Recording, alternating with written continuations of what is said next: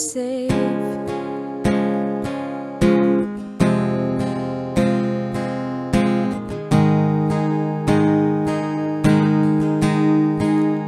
You are never far away, always reaching out to save my weakness, covered by your strength, and I am found forever safe. For you are never far away, always reaching out to save my weakness, covered by your strength, and I am found forever safe. I found my fortress in you, and my soul is anchored with you. My resting place is in your name, forever safe, forever safe, forever safe,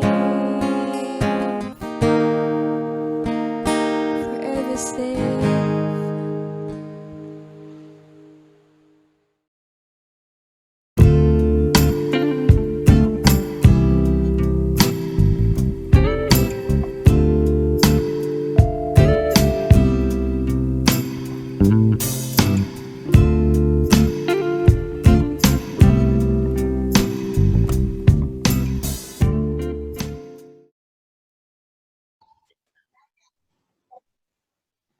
Isang pinagpalang gabi po sa ating lahat.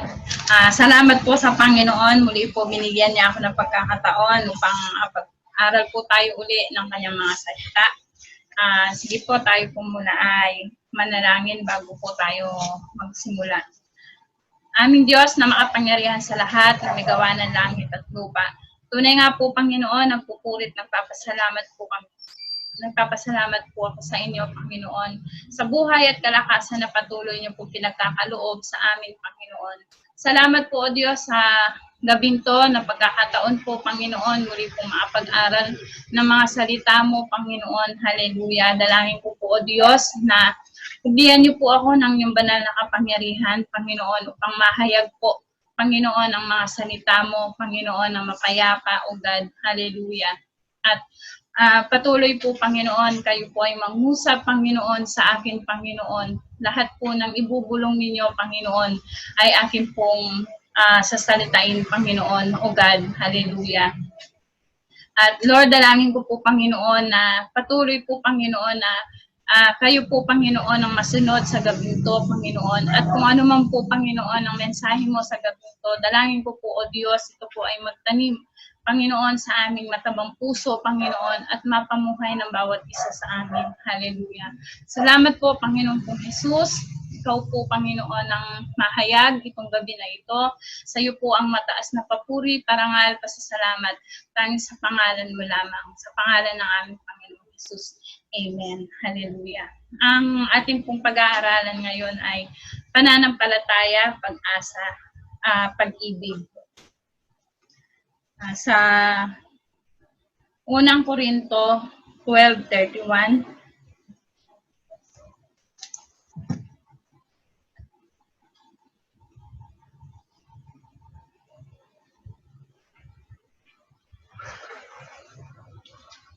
babasahin po natin. Kaya't buong sikap ninyong hangarin ang mga kaloob na mas dakila. Yun. Yun po ang mensahe ng Panginoon ngayon sa gabi na ito sa atin. Mas hangarin, buong sikap daw po nating hangarin ang kaloob ng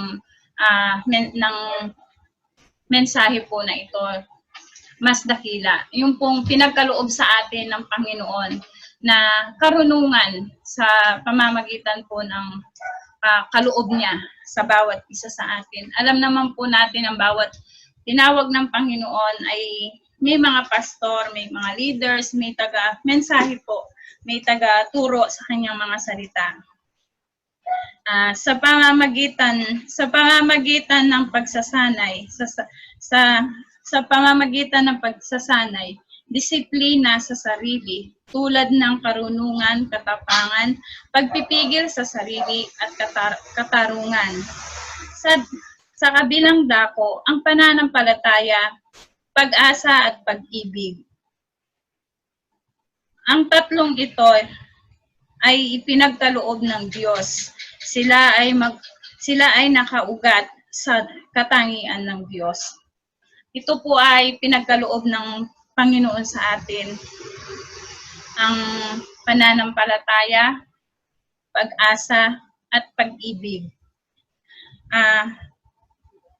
Una po, pananampalataya. Atin pong aralin ang tatlong ito na mahalaga.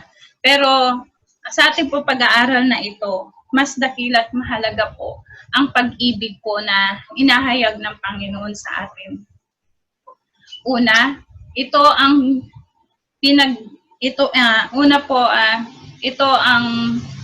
pundasyon ng mensahe ng Diyos. Ito po yung pundasyon ng mensahe ng Diyos, ang pinag-uugatan ng relasyon ng tao sa Diyos. Ito po yung pinag-uugatan, ito po yung mensahe ng Panginoon sa atin. Dito po tayo kumukuha ng lakas at dito po tayo nangungusap sa ating Panginoon kung paano po tayo nakikipag-usap sa Kanya. Sa Marcos 5:28 po. Sa Marcos 5:28 po, alam naman po natin na ang babae po na, alam ko po na alam natin ang kwento na ito, yung babae na 12 years na nagdudugo. Nagdudugo po siya, tapos kung saan-saan na po siyang doktor na nakakapunta, halos naubos na po yung mga ari-arian niya sa kakapagamot. Pero hindi po siya gumagaling. Ito po ay mas lalo pa siyang lumala. Pero nung nabalitaan niya po na si Jesus ay nagpapagaling, nanggagamot, nagsumikap po itong babae na to na makipagsiksikan upang ang sa isip po ng babae na ito na maabot lang niya yung laylayan ng damit ng ating Panginoon, siya ay gagaling. Sa pagsusumikap po ng babae na siya po ay makasiksik at naabot niya yung laylayan ng damit ng Panginoon. Nung ito po ay naabot niya, naramdaman ng babae na siya po ay gumaling na. Siya po ay tumigil na yung pagdurugo niya. Tapos pagka hipo po ng Panginoon, ng babaeng ito sa damit ng Panginoon, sabi po ng Panginoon sa kanyang mga alagad, meron daw pong umipo sa laylayan ng damit ng Panginoon kasi naramdaman po ni Jesus na meron pong lumabas na kapangyarihan sa kanyang katawan. Tapos tinanong po ng Panginoon sa kanyang mga alagad kung sino yung umawak sa laylayan ng damit ng Panginoon. Ang sinagot po ng kanyang mga alagad doon ay, Guro, paano po natin malalaman napakaraming tao? Sabi po gano'n ng mga alagad niya. Doon po sa tanong ng Panginoon na yun, hindi alam ng Panginoon kung sino. Alam po ng Panginoon kung sino po yung humipo sa kanyang damit. Pero naano lang po ng Panginoon na kung lalapit po itong babae na ito. Pero naglingon-lingon po ang Panginoon sa paligid dahil sa dami ng tao. Natakot po yung babae, nanginginig siya sa takot na lumapit sa Panginoon. Sinabi po ng babaeng ito na siya ang umipo sa kanyang damit. Pero hindi po nagalit ang Panginoon. Sabi po ng Panginoon, babae, ikaw ay magaling na dahil sa iyong pananampalataya. Sabi po ng Panginoon. Doon po sa na yun, sabi po ng Panginoon, umuwi ka na, maging mapayapa ka. Sa salita po ng Panginoon na yon, hindi lang po yung kagalingan, yung pananampalataya o kundi po siya po ay napalaya ng maraming taon na siya po ay nagdudugo. Biro mo, 12 years na nagdudugo ka, 12 years na may sakit ka ng ganyan, napakahirap. Pero nang dahil po dun sa pananampalataya po ng babaeng ito, siya po ay napalaya po ng Panginoon. Lumaya po siya sa sakit, karamdaman, at nanampalataya pa siya sa ating Panginoon. Sa ating pong buhay, bilang isang mananampalataya, minsan po, ganun din po tayo. Pag tayo po ay may karamdaman, may sakit, wala po tayong ibang tinatawag kung hindi ang Panginoon. Sabi po sa Roma 5:1, nakarating 5:1, Roma pala. Wait lang.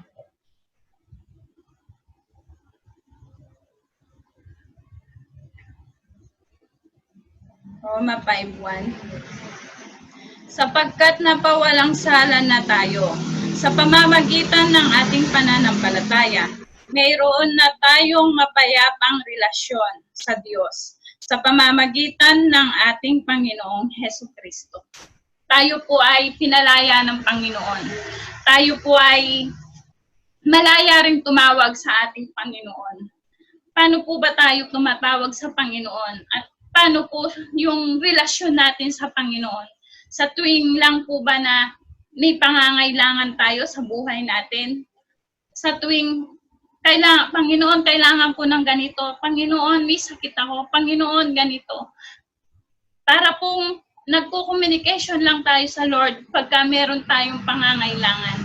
Pero kailangan po, bilang isang mananampalataya, bawat araw, bawat oras at paggising pa lang natin sa umaga, meron na po tayong ugnayan sa Panginoon. Sapagkat sa umaga pa lang po na ating pagkagising, ang biyaya at habag po ng Panginoon ay naroon na. Sa araw-araw ng ating buhay, sa araw-araw ng pangangailangan natin sa ating pangangailangan sa buhay, yun lang po sapat na ang God sa ating buhay, na yung relasyon po natin sa Diyos, hindi po napuputol. Minsan nakakalimot tayo, pero ang Lord po, dahil sa tayo po ay kanyang mahal, hindi po siya nakakalimot sa atin. Kung ang Diyos po ay makakalimot sa atin, saan po kaya mararating ang ating buhay? Sabi nga po doon sa Genesis 15:16,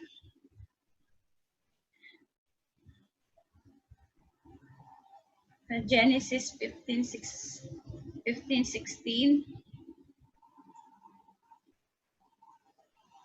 sinabi ni Yahweh, ang iyong mga, wait lang po, mali po. 15:16. Daraan, mali yata. 15:6. Sorry po, mali po yung nalagay dito sa aming laptop. 15:6 po.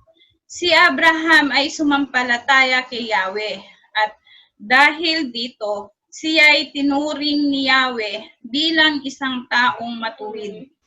Yun po. Si Yahweh po ay si Abraham po ay sumunod po siya sa Panginoon. Siya po ay tinuring na matuwid ng Panginoon. Hindi po dahil sa kanyang mga gawa, kung hindi po dahil sa kanyang pananampalataya. Sa pananampalataya po ni Abraham. Alam din po natin ang kwento ni Abraham. Sinabi po sa kanya ng Panginoon na umalis ka sa lupain na yan, dito sa lupain na to, doon kayo magtira. Sumunod po si Abraham dahil po malaki po yung pananampalataya niya sa ating Panginoon. Ganon din po tayo. Malaki po yung pananampalataya natin sa Panginoon bilang isang Kristiyano. Kahit ano pong dumating sa ating buhay, nalalampasan po natin dahil po sa pananampalataya po natin sa Panginoon. Dahil alam po natin ang pangako ng Panginoon sa buhay natin ay sapat, at yun po ang ating pinanghahawakan. Pangalawa po, Pangalawa, pag-asa. Pangalawa, pag-asa.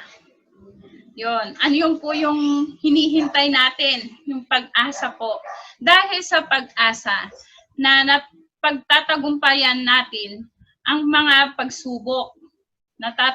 Natatanaw natin ang araw, ang bukas ng may kagalakan. Yun.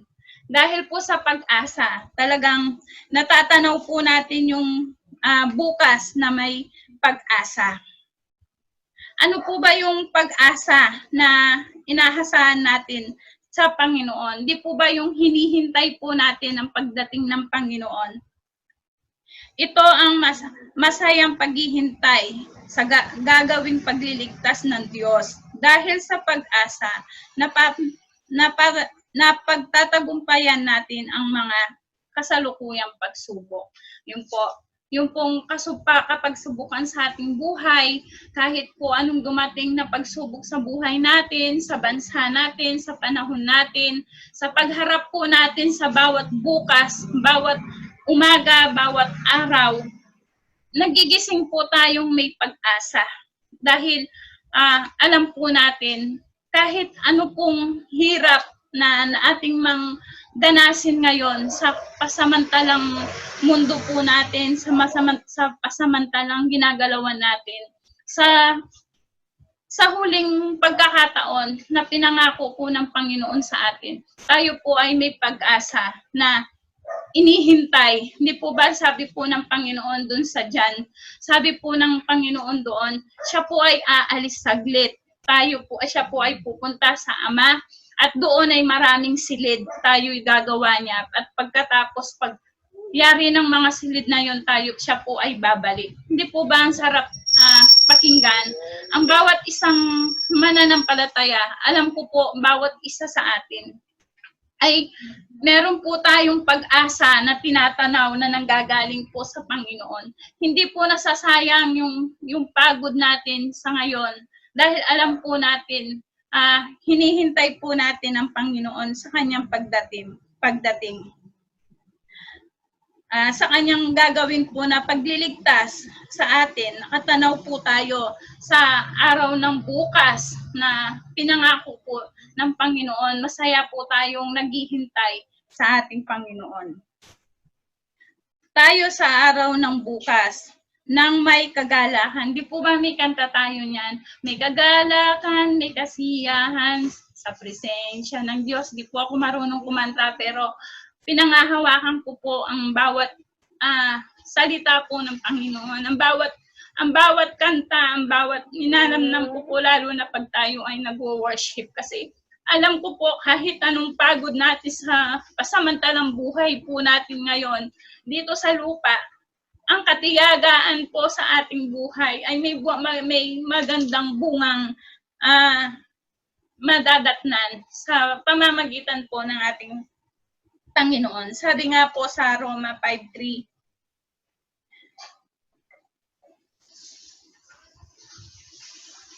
sa Roma po 5:3, hindi lamang yan, ikinagagalak din natin ang mga kahirapan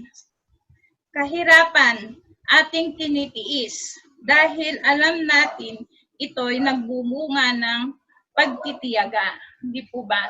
Yung pong tinitiis natin na kahirapan, yung pong tinitiis natin ngayon, ay nagbubunga po ito ng katiyagaan. Nagbubunga po. May magandang mangyayari po. Kasi una na pong nagsakripisyo ang ating Panginoon eh. Una na po siyang nagtiis. Una na po siyang nahirapan nung siya po ay nandito pa, namuhay na bilang isang tao. Siya po ay nauna na po siyang nagtiis na namuhay bilang isang tao. Kung ano po yung pinagdadaanan natin ngayon, wala pa pong sa kalingkingan yung pinagdadaanan natin ngayon sa pinagdaanan po ng ating Panginoon. Pero napagtagumpayan niya po dahil alam po na nandyan po ang ating Ama, nandyan po ang Panginoon sa buhay po natin. At alam ko po May kanya-kanya tayong papagsubukan sa buhay. Sa panahon po ngayon, maraming nawalan ng trabaho, marami ang walang hanap buhay. Pero sa kabila po nun, patuloy po tayong binibigyan ng pag-asa ng Panginoon na mabuhay. Dahil alam po natin na andyan po yung pagsubok ng Panginoon.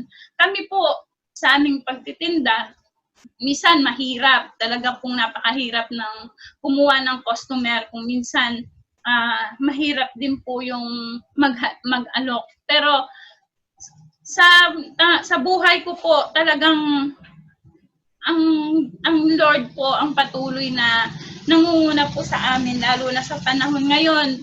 Minsan po nagpunta kami ng Kabanatuan, ginabi kami, 9:00 ng gabi, nasa daan pa kami, iniilawang kami ng mga pulis, tinatanong kung ano yung mga nakakahon. Pero sa habag po ng Panginoon, talagang ang paghipo po ng Lord sa buhay po namin at sa negosyo po na pinagkakatiwala po niya, ang Diyos po ang patuloy po na sumusuporta sa amin. Alam ko po, may kanya-kanya po tayong kabigatan. Pero ang sabi naman po ng ating Panginoon ay magbubunga po ng katiyagaan ang ating, sabi po dito sa 4, Roma 5:4, at ang pagtitiyaga ay nagbubunga ng katatagan, at ang katatagan naman ay nagbubunga ng pag-asa. Hindi po ba? Panghawakan po natin itong mga salita ng Panginoon na to. Magtiyaga lang po tayo sa buhay. Dito lang po tayo may nararanasan, pero po pag uwi po natin doon sa pinangako ng Panginoon, yung pong lahat ng katiyagaan na to, lahat po ng hirap natin, ito po ay magbubunga po ng maganda. Hindi na po, doon po sa piling ng Panginoon. Hindi na po tayo magtatrabaho doon, hindi na po tayo maghihirap dahil nandun na po lahat ng pangangailangan natin. Yun po yung pangako ng Panginoon sa atin. Samantalang buhay po natin ngayon dito sa lupa, tayo po ay magkaroon ng katatagan, katiyagaan, sapagkat ito po ay magbubunga naman po ng magandang pangako ng ating Panginoon. Hallelujah. Number 3 po. Pag-ibig. Ito na. Maliit lang po ang mensaheng to. Pangatlo po, malapit na po tayong matapos. Hallelujah. Pangatlo, pag-ibig.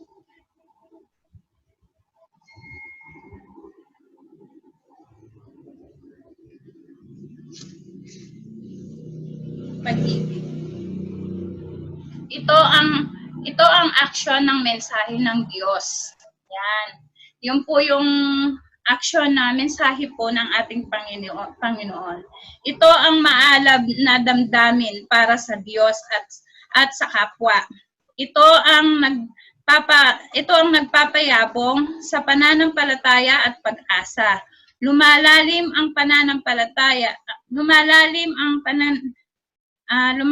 ang nagpapayabong sa pananampalataya dahil sa pag-ibig. Tumitibay ang pag-asa dahil sa pag-ibig. Yon.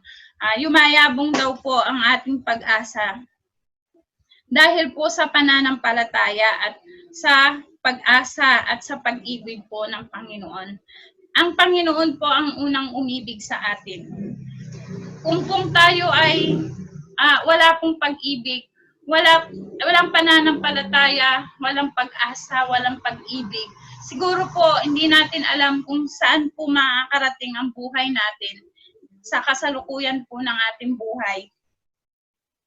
Sabi po dito sa unang Korinto 13:13,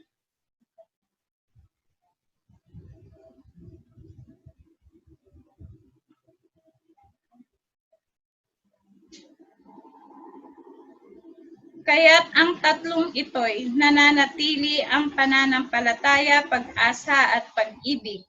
Ngunit pinakadakila sa mga ito ay ang pag-ibig. Sabi po dito, sa tatlong ito daw po, sa pananampalataya, pag-asa at pag-ibig, mas dakila daw po ang pag-ibig. Bakit po mas dakila ang pag-ibig? Di po ba ang Panginoon, dito niya po tayo binigyan ng kaligtasan dahil po sa pagmamahal ng Diyos sa atin. Sabi po dito sa 13:1,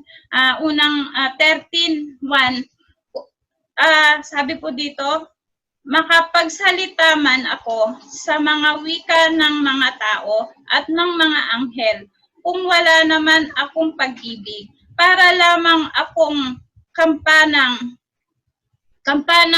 umaalingaw-ngaw o pompyang na kumakalambag. Kung daw po tayo ay nakakapagsalita sa anumang pong wika, pero kung wala naman daw po tayong pag-ibig, para ka lamang kampana na kumakalampag na wala naman pong kabuluhan. Sabi po dito sa 13:3, at kung ipamigay ko man ang lahat ng aking mga ari-arihan, sabi po, kung ipamigay daw man po ang lahat ng kanyang mga ari-arihan, ay kung wala naman daw po siyang pag-ibig, wala rin akong mapapala. Kung wala man, kahit daw po ipamigay natin sa lahat ng tao, yung ating mga kayamanan, lahat ng ating ari-arihan, kung wala din naman po tayo na pag-ibig, ay wala din naman po itong kabuluhan. Ang pag-ibig, sabi po sa 7, ang pag-ibig ay mapagpatawad, mapagtiwala, puno ng pag-asa at mapagtiis hanggang wakas. Po ba? Hanggang wakas. Ang Diyos po ang unang nagmahal po sa atin. Paano po ba yung sinasabing pagmamahal? Tayo po, ang tao, talagang may pride. Minsan po ang tao, may pride. Tayo po, pagka may nagkamali lang po sa atin o may nagkasala po na kapatid sa atin, nagad na po tayong nagmamataas, nagad na pong nagagalit na po tayo. Pero hindi po yun kinakatuwa ng ating Panginoon. Di po ba ang sabi ng Panginoon, mahalin mo ang kahaway mo nang higit pa sa buhay mo. Magmahalan po tayo, mag-ibigan po tayo. Huwag po natin gagawin pagka meron pong tayong hindi gusto sa ating kapatid, lilipat tayo ng church para maiwasan lang namin siya. Hindi ka pa handa dahil hindi ka pa handa na kausapin mo siya dahil nahiinis ka pa sa kanya. Pero meron po ba tayo mababasa sa Bible na kung naiinis ka, kung nagagalit ka, huwag mong kausapin ng iyong kapatid, lilipat ka ng church para maiwasan mo? Hindi po ba? Ang sabi ng Panginoon po sa atin, sa ating kanyang mga anak, ibigin mo ang iyong kaaway na higit pa sa buhay mo. Sabi nga po, pag daw sinampal tayo sa kabilang pisngi, ibigay pa natin yung isa eh. Yun po ang sabi ng Panginoon. Alam po natin na napakahirap po niyang sundan na yung pinagagawa ng Panginoon. Pero yun po yung sabi ng Panginoon eh. Yun po yung nais po ng Lord sa buhay po natin. Sabi po dito sa unang Korinto 14:1,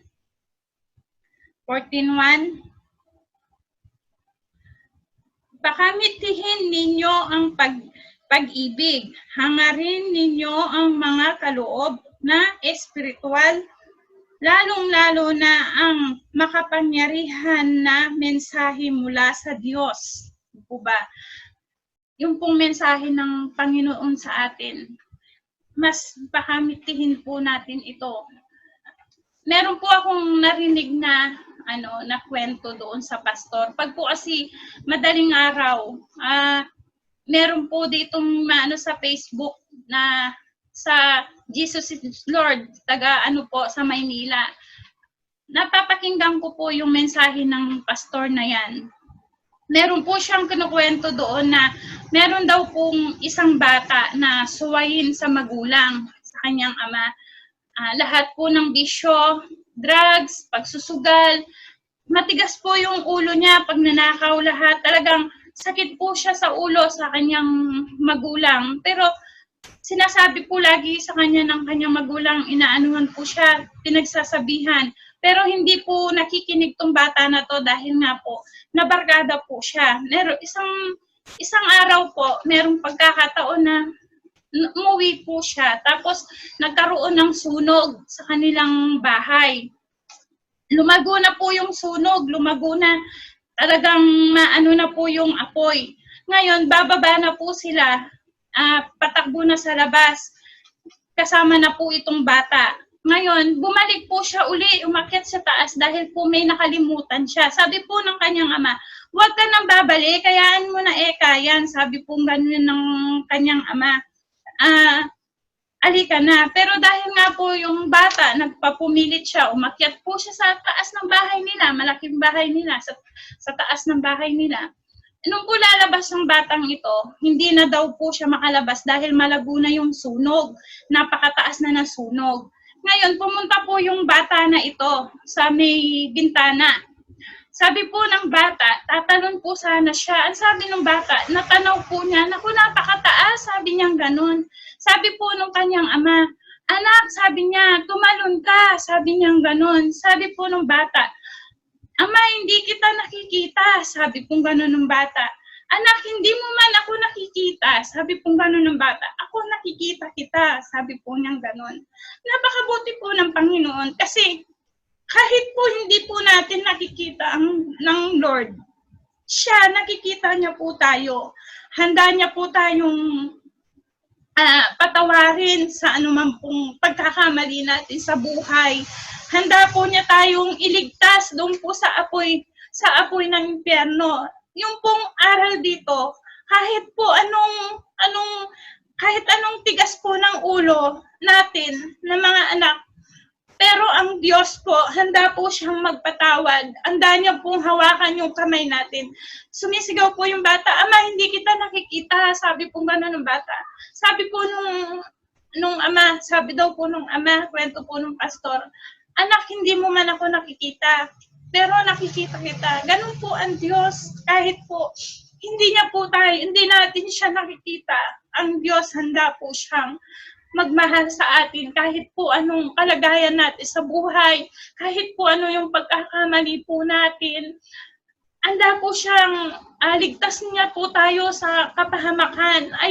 Bakit po sinasabi ng Diyos na magmahalan tayong magkakapatid? Iisang katawan lang po tayo sa ating church. Iisang ugat lang po yung pinanggalingan natin. Iisang Panginoon po ang nagligtas sa atin, nagbuwis ng kanyang buhay, binigay ang kanyang kaisa-isang anak dahil po sa pag-ibig niya sa atin. Hindi po ba sabi po niya sa John 3:16, gayon na lamang ang pagmamahal ng Panginoon, yung pag-ibig ng Panginoon sa atin. Kaya binigay niya yung kanyang kaisa-isang anak. Hindi po ba, ang Lord po talagang, kung ang mga salita po ng Panginoon ang ating pakanamnamin, napakasarap po ng pagmamahal po ng Panginoon. Kahit ano po yung pagmamataas natin, ano po yung kasalanan natin, handa po niya tayong tulungan. Ayaw po ng Panginoon na punta tayo sa apoy ng impyerno. Ayaw po ng Panginoon na pagdating ng araw na tayo ay haharap sa hukuman. Tayo po lahat haharap sa hukuman. Gusto po ba natin na pagharap po natin kay Lord, sasabihin po ng Panginoon sa atin na hindi tayo nakapagpatawad ng ating kapatid na nagkasala sa atin dito sa lupa? Hindi po ba? Napakasakit po nung ganyan na sasabihin po ng kung ano po yung sinabi natin. Kasi minsan po sa ating buhay, pagka alam po natin yan, pagka meron pong nagkamali na tao, may kanya-kanya pong ugali ang tao eh. Ang ugali ko, hindi mo makikita sa ugali ng ibang tao. Ang ugali ng isa, hindi mo makikita. Kailangan po patuloy po na mahaba yung ating pasensya. Mapagtiisin po tayo sa lahat ng bagay, sa bawat araw po na pagharap, minsan nga po, kapatid mo na nga sa laman, hindi pa kayo magkasundo. Hindi mas lalo na po sa bawa po sa mga kapatiran natin, di po ba maraming umaalis sa church, marami pong nak-backslide na, marami nang hindi nagsimba, marami nang lumipat ng simbahan. Tatanungin mo, bakit lumipat ka ng simbahan? Kasi nakadapahan ko si ganito. Kasi hindi pa ako handang kausapin ko siya. Nalulungkot po ang ating Panginoon sa mga ganyan na bagay. Iisang katawan lang po tayo. Iisang iglesia lang po tayo. Sana po magkaroon po tayo ng kapatawaran sa bawat isa, mag-ibigan po tayo, magmahalan po tayo sapagkat ang Panginoon po, mahal niya po tayo. Hindi po tayo pinapabayaan ng Panginoon kailanman. Kahit po ano ang pagkukulang po natin sa Panginoon, pero po ang Panginoon kailanman, hindi po siya nagkukulang sa atin. Nandun po yung mga salita niya na patuloy pong nagpapaalala sa atin kung ano po yung ating gagawin sa buhay, kung ano po yung gagawin natin sa ating mga kapatiran. Nakakalungkot po, sana po ang mensahe po na ito ng ating Panginoon na tayo po ay mag-ibigan, magmahalan, mga kapatid. Kung meron man po tayong mga hindi gusto sa ating kapatid, meron po tayong kahalitan o meron man po kumisan yung salita natin nakakapag sakit po pala tayo ng damdamin. Huwag na po tayong umalis sa kung saan po tayo nagsasamba ngayon. Ang gawin na lang po natin, lapitan natin yung ating kapatid.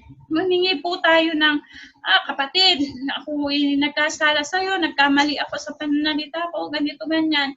Tayo po ay magpatawaran, tayo po ay mag-ibigan, sapagkat ang Panginoon po ay nalulungkot pagka po tayo ay, tayo mismo ay nagkakawatak-watak. Tayo po mismo ay nagsisirahan. Kasi po, hindi po nais ng Panginoon yun. Ang bilin po ng Panginoon sa atin, tayo po ay mag-ibigan, tayo po magmahalan. Bakit? Kasi po ang Panginoon ang unang nagmahal sa atin. Ang Panginoon ang unang umibig sa atin. Ano po ba sabi niya? Ano po sabi ng Panginoon sa Marcos 12:29?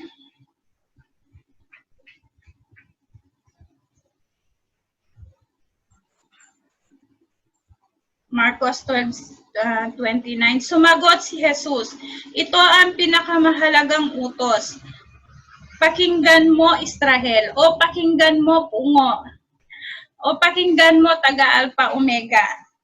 Ang Panginoon nating Diyos ang ating Panginoon. Ibigin mo ang Panginoon mong Diyos ng buong puso, buong kaluluwa, buong pag-iisip, at buong lakas. Ito naman ang pangalawa. Ibigin mo ang iyong kapwa gaya ng pag-ibig mo sa iyong sarili. Wala nang ibang utos na hihigit pa sa mga ito. Po ba? Paano po ba natin iniibig ang ating Panginoon? Paano po ba natin minamahal ang ating Panginoon? Mahal lang po ba ang ating Panginoon? Mahal lang po ba natin ang ating Panginoon pag meron po tayong gustong hingin sa Kanya? Mahal lang po ba natin ang ating Panginoon pagka, Lord, gusto ko ng ganito, gusto ko ng ganyan.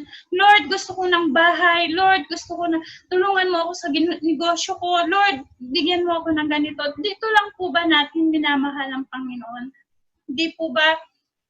Parang ginagawa lang po natin na hihingihan ang Panginoon. Di po ba? Sabi nga po, tayo po ay merong ugnayan na sa Panginoon. Siguro po pwede naman po tayong humingi. Hindi naman, sabi nga po niya, tayo ihingi sa kanyang pangalan. Ito po ay kanyang pagkakaloob. Pero wag naman po nating gawin na alalahanin lang natin ang ating Panginoon. Pag siya ay ating kailangan lamang. Kailangan po, ang nagmamahal sa Panginoon, yung kailangan po, part siya po ng buhay natin. Part siya ng ating buhay. Sa kung ano man po ang kalagayan natin sa buhay, meron man o wala, kailangan po ang Panginoon, patuloy po siyang nandito sa ating puso. Hindi, nakakalungkot lang po kasi kung pagka meron na tayo, hindi na natin na naaalala ang Panginoon. Alalahanin po natin kahit gaano karami po ang ating pera, kahit gaano kalago ang ating negosyo, hindi po yan natin madadala sa langit. Hindi po yan natin, pag namatay tayo, hindi po natin yan madadala, iiwanan po natin lahat yan. Hindi po natin madadala sa kabilang buhay. Ang tanging madadala lang po natin yung pag-ibig, yung pagmamahal sa Diyos at sa kapwa. Siyempre, nalulungkot din po ang Panginoon pagka mismong mga anak niya ay nagkakawatak-watak, mismong anak niya ay nagmamataasan, mismong anak niya nagkakagulo, nag-aaway-away. Nalulungkot po ang Diyos, hindi po kinakatuwa ng Panginoon yan sa ating buhay. Kasi tayo man po mga magulang, pag nag-aaway yung ating mga anak, talaga nalulungkot din po tayo. Nalulungkot po ang magulang pag po nag-aaway mga anak. Ganon din po tayo sa Panginoon.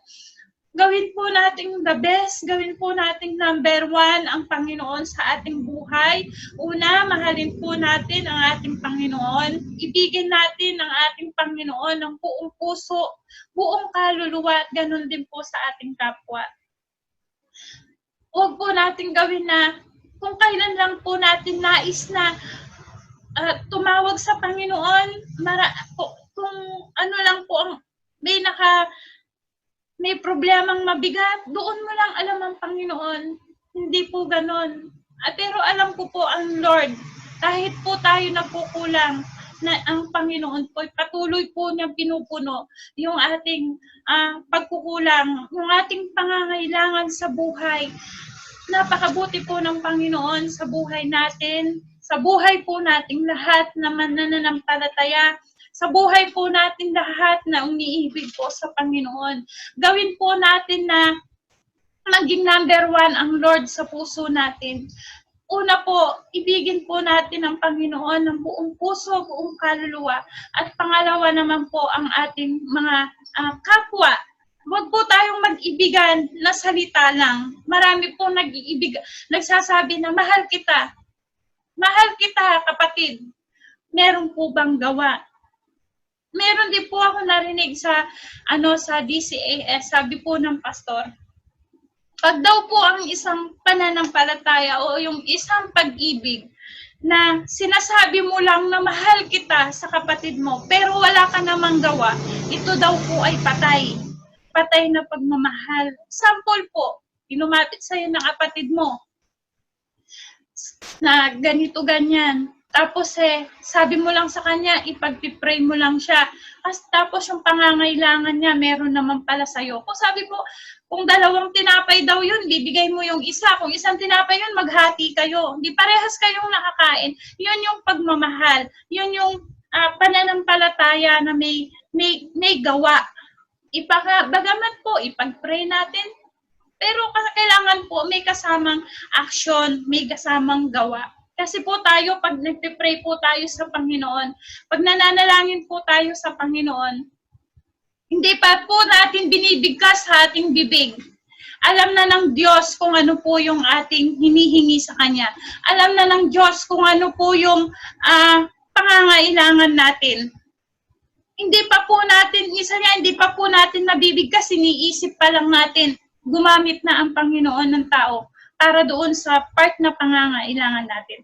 Ganun po ang Panginoon. Napakabuti po ng ating Panginoon sa buhay po nating lahat.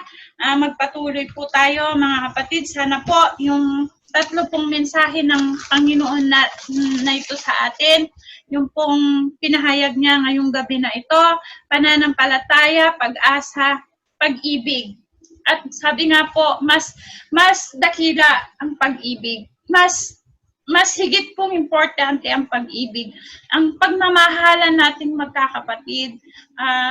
Yun nga po, tulad nga sinabi ko kanina, kung meron man po tayong may kapatid man po tayong kaalitan, kasamaan ng loob, puntahan po natin yung ating kapatid. Puntahan po natin, humingi po tayo, kapatid, pasensya ka na, nagkasala ako. Yakapin po natin, pakita po natin na mahal po natin ang ating kapatid na iyon. Parandam po natin na kung paano po natin siya kamahal. Dahil ang Diyos po, araw-araw niya tayong hinayakap. Araw-araw po niyang ibinibigay yung ating pangangailangan sa buhay. Araw-araw po siyang kumikilos sa buhay natin. Yun po, ang pag-ibig po ng Panginoon talagang sapat at sobra pa sa ating buhay. Talaga pong napakabuti po ng Panginoon. Nawa po na meron po tayong nakuha sa mensahe po ng ating Panginoon na ito. Ang Diyos po ay patuloy po siyang nariyan. Sabi nga po dun sa kwento na yon, kung ating pong naintindihan, hindi man po natin nakikita ang ating Panginoong Jesus, tayo po, kitang-kita tayo ng Panginoon. Ano man po yung ating pagkakamali, ano man po yung ating pagkakasala, ano man po yung ating pagkukulang, pag po ito ay hiningin mo po ng kapatawaran sa Panginoon, handa niya po tayong patawarin, handa niya po tayong iligtas sa apoy ng impyerno. Handa po siyang saluhin tayo kahit po hindi natin nakikita ang God. Siya, nakikita niya po tayo sa araw-araw po ng ating buhay. Sa araw-araw po ng ating pangangailangan sa buhay. Ang Diyos po ay tapat sa kanyang mga pangako. Ang Diyos po, ang sabi nga po ng Panginoon, hindi ko kayo iiwanan, hindi ko kayo pababayaan kailanman. Yun po yung mga pangako ng Diyos sa ating buhay. Na patuloy po na ako po marami na akong nadaanan na pagsubok sa buhay ko.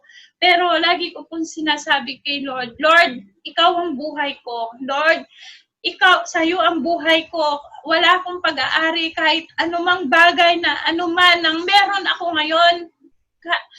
Ito po ay sa'yo. Ako po ay wala ako nito. Ang buhay ko ay iyo. Ang lahat ng bagay na meron ako ay iyo. Kasi wala po tayong pag-aari na kahit ano. Kaya po, ang mga salita na to, yung mga verse po na ito na binigay sa atin ng Panginoon, ito po yung ating kayamanan. Kayamanan po natin yan. Yan po yung kayamanan na panghabang buhay. Yun po yung kayamanan na habang buhay na ating titirahan doon sa langit. Kasi po, kung ang buhay po natin dito sa lupa, sa pasamantalang buhay natin ngayon, hindi po yung buhay natin na ngayon hindi po tayo taga rito. Tayo po ay nakikitira lang po, nakikipamayan lang po tayo, hindi po tayo taga rito. Hindi po, ito yung buhay na ipinangako sa atin ng Panginoon. Pero siyempre po, dadanas tayo ng kapagsubukan, ng paghihirap, dadanas po tayo. Kailangan lagi po tayong may katiyagaan sa lahat ng bagay. Dahil ito naman po ang sabi ng Panginoon pagtiyagahan natin, dahil ang katiyagaan na ito ay magbubunga po ito ng maganda. Pag-uwi po natin doon sa langit. At yun po, tandaan po natin, ang pananampalataya po natin sa Panginoon ay patuloy po nating padilisayin, patuloy po nating malalim na relasyon sa Panginoon. Kasi po, tulad nga po nung babae na ilang taon na pong nagdurugo, ilang taon, 12 years, nagdurugo siya. 12 years po siyang naghirap, 12 years niya pong dinaanan ng lahat ng bagay. Siyempre, hindi lang po yung sakit niya sa katawan niya, yung pangangailangan niya, lahat ng area niya nabenta. Pero po ang Diyos, higit po siyang dakila. Yung pananampalataya po natin sa Panginoon ay patuloy po nating bantayan, patuloy po nating pahalabin. At yung pong pag-asa na, pangalawa po, yung pag-asa na patuloy po nating pinangahawakan, yung pagdating po ng Panginoon, yung paghihintay po natin sa Panginoon, ay patuloy po, hanggat tayo po ay naghihintay, patuloy po natin gampanin yung mga gampanin po natin sa ating church, sa ating mga kapwa, yung panunugali, asal. Siyempre, hindi naman po bawat isa sa atin may kanya-kanyang panunugali. Pero kailangan po sa bawat harapin natin, meron po tayong mahabang kapagpasensyahan. Yung po ay pinagkaloob na ng Panginoon sa atin. Pinagkaloob na po ng kanyang Holy Spirit, ng kanyang kapangyarihan, ang kagandahang loob na binigay po ng Panginoon sa atin. Pangalawa, mag-ibigan po tayo. Magmahalan po tayo. Magkaisa po tayo dahil iisang katawan lang po ang ating sinasambahan. Iisang Lord at iisang Espiritu lang po, iisang Diyos ang ating pinupuri, ang ating pinaparangalan. Iisang Diyos na sinasambahan. Siya po ang katotohanan at siya po ang kaligtasan. Hindi ko na po pakahaba ang mensahe na ito. Sana po meron po tayong napulot na aral sa gabi po na ito na hinayag po ng Panginoon sa atin na mas higit pong dakila ang pag-ibig sa anumang pong bagay. Sabi nga po, may malaki ka man din, nandito rin po yon sa ating binasa sa Korinto. Kung daw po tayo may malaking mang pananampalataya, may malaki man tayong pananampalataya, kaya nating magpalipat ng bundok sa kabilang ibayo. Kung wala naman daw po tayong pag-ibig, wala naman din po itong saysay. Kaya po, mga kapatid, yung pong pagmamahal ng Panginoon sa atin, huwag po natin sayangin hanggat nandito po tayo sa lupa. Dahil yan po yung ating kayamanan. Kayamanan po natin yung pag-ibig na ipapakita pa natin sa ating mga kapwa-tao, sa ating mga kapatid. Yan po yung ating kayamanan. Yan po yung buhay natin balang araw dun po sa pinangako ng ating Panginoon sa langit. Sige po, maraming pong salamat. Tayo po ay manalangin. Aming Diyos na makapangyarihan sa lahat, tunay nga po, Panginoon, pinupuri, pinasasalamatan ka po namin sa gabing ito, Panginoon. Ikaw po, Panginoon, ang patuloy na sumaliksik sa aming buhay, Panginoon.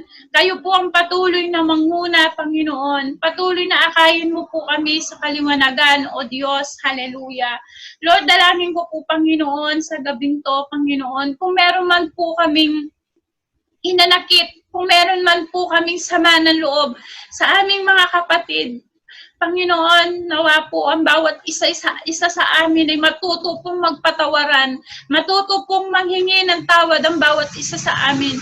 Sapagkat yun po ang sabi mo sa amin, Panginoon, na kami po ay mag-ibigan, magmahalan, Panginoon, sapagkat iisang Diyos lamang po. Iisang Diyos lamang po ang aming sinasambahan, ang aming pinupuri, pinaparangalan. At ikaw lang din po, Panginoon, ang nagbibigay ng buhay at lakas sa bawat isa sa amin, Panginoon. Hallelujah. Nawa po, Panginoon, matutunan po namin yung pag-ibig na binigay mo po sa amin, Panginoon. Kung gaano po kalawak, Panginoon, yung pagmamahal mo, ang kapagpasensyahan mo, Panginoon, sa bawat isa sa amin, O Diyos. Dalangin ko po, Panginoon, ay patuloy po, O God. Ikaw po ang manguna, ikaw po ang pumilo sa bawat isa ng nakakakinig po ng mensahe mo na ito, Panginoon. Hallelujah. Hindi po galing sa akin, Panginoon, ang salita mo na ito, O Diyos. Kung hindi ako lamang po ay yung ginamit, Panginoon, sapagkat ang salita mo ay banal, Panginoon. Ikaw pa nga po, Panginoon, ang aming pinupuri, pinapasalamatan, Panginoon, pinaparangalan sa buhay at lakas, Panginoon, na meron po kami, Panginoon. At ganon din po, O Diyos, ang aming simbahan, ang aming church, Panginoon, ang aming pastor, Panginoon, yung mga cell leaders, Panginoon, lahat po na ginagamit mo, Panginoon, sa iyong templo, O Diyos. Hallelujah. Patuloy po na ikaw po ang humipo, Panginoon. Kami po'y magmahalan, Panginoon, magpatawaran, Panginoon, sa bawat isa. Kung kami man po ay may hinanakit sa aming kapatid, Panginoon, matuto po kami, Panginoon, na magpakumbaba, lumapit, Panginoon. Hallelujah. Nang sa ganun po, O Diyos, yung pagmamahalan namin sa bawat isa, ay ito po ay makita ninyo, Panginoon. Hallelujah. Salamat po, Panginoon kong Jesus, sa mga salita mo, sa aming pananampalataya, pag-asa at pag-ibig, Panginoon, na nagmumula po, O Diyos, sa iyo, Panginoon. Salamat po sa gabing ito, Panginoon kong Jesus, sa iyo po ang mataas na papuri, parangal, pasasalamat sa pangalan ng aming Panginoong Jesus. Amen.